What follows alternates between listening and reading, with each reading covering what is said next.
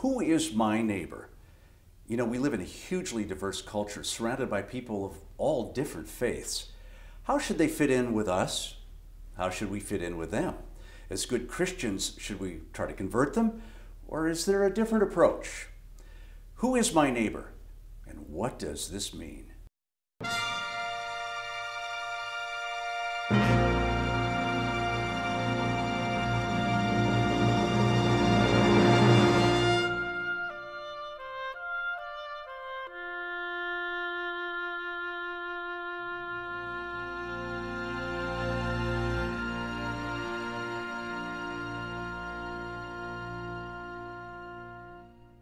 I suspect that this situation regarding neighborhood demographics actually isn't as new as we might think it is.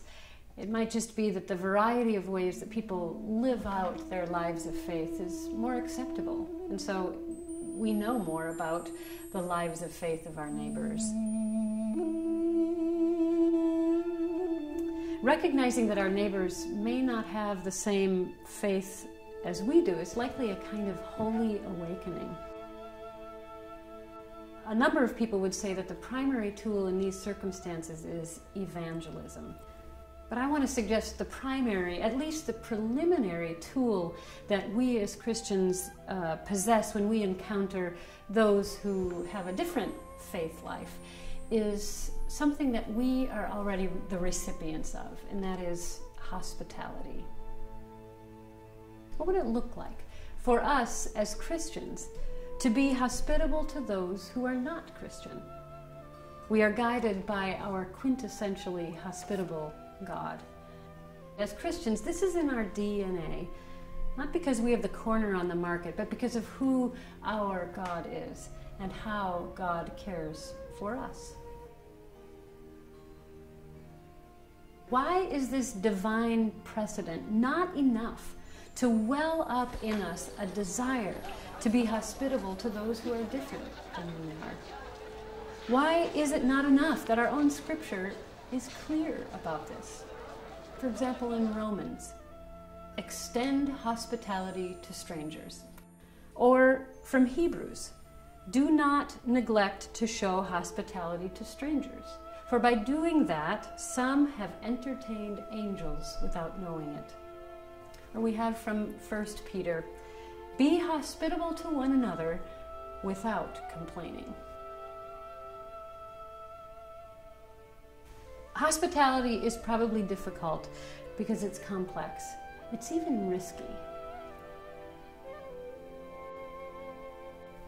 This is especially true when we encounter people unlike ourselves. For example, those neighbors whose lives of faith are different than our own. Who is our neighbor, we might ask? Some have argued that neighbor is the fellow Israelite or the fellow Christian. Others say the neighbor is anyone and everyone. Still, others believe that neighbor refers specifically to the most vulnerable in our society. I find myself in the second camp. The neighbor is anyone and everyone. And yet I lean into the third.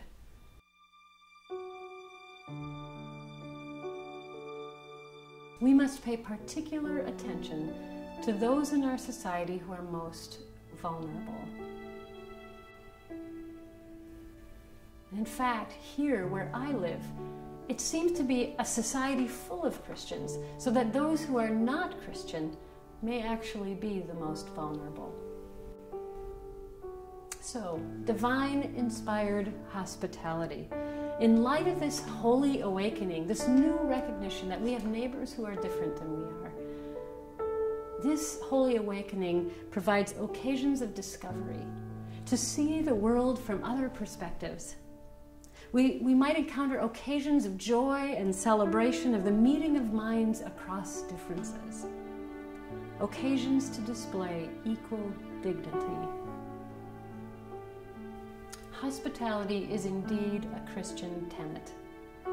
It may not articulate in words God's love in Jesus Christ, but it certainly does in action. My suspicion is that being hospitable in these ways will eventually invite the inquiry from the neighbor. Why did you offer me a place? Why did you give me sustenance? Why did you stay with me? Those inquiries are then your cue to say, come and see. So there's a brief look at who is my neighbor. Now it's time to go to the study guide to explore it further.